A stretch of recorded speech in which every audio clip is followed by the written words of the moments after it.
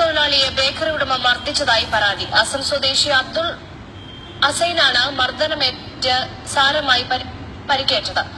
അബ്ദുൾ ഹസൈനെ ആശുപത്രിയിൽ പ്രവേശിപ്പിച്ചു. ഇന്നലെ രാത്രിയോടെയാണ് കുണ്ടറ എളമ്പുള്ളൂർ ഗോൾഡൻ ലോഫിലെ ഷവർമ പണിക്കാരനായ അബ്ദുൾ ഹസൈനിനെ ബേക്കറി ഉടമ എ അജുകുമാർ മർദ്ദിച്ചത്. സഹായിയായി ഒരാളെ കൂടി നൽകണമെന്ന് ആവശ്യപ്പെട്ടതിനാണ് ശ്രീകുട്ടൻ അനന്തു കണ്ടാൽ തിരിച്ചറിയാവുന്ന ഒരാളും കൂടി തന്നെ മർദ്ദിച്ചതെന്ന് അബ്ദുൾ ഹസൈൻ പറഞ്ഞു. അജിയുടെ കൂടെ വർക്ക് ചെയ്യുന്നത്